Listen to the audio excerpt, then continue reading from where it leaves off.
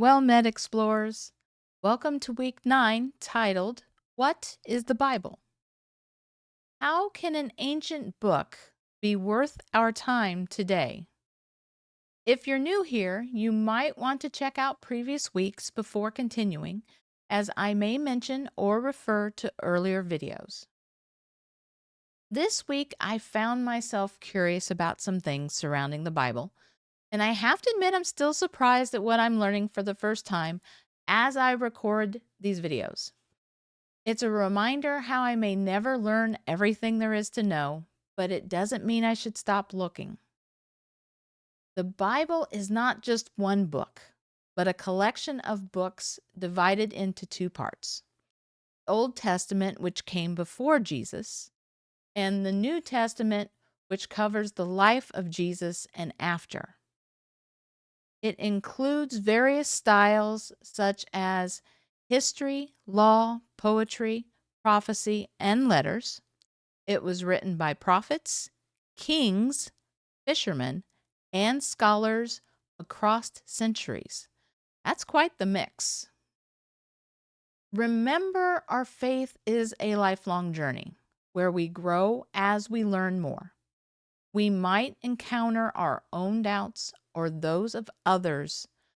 As Scripture tells us, the Bible is true, as God's promises were fulfilled through prophecies given in the Old Testament and perfected by Jesus' life, sacrifice, and resurrection, as he fulfilled and continues to fulfill those prophecies. It is eternal, as God is eternal and never changing. All that is written can be trusted because, even while we were sinners, which separated us from having a relationship with God, he still loved us. He set everything into motion to send his Son to save us. The Bible is holy, as it teaches us how to become more like Jesus and live as he did, and is a source of God's wisdom. As we grow to trust and respect him, we will want to know more about who he is, what he's done for us, and learn to be like him through his Son. The Bible is not of man, but of God, as it's inspired by the Holy Spirit, who instructed chosen authors what to write.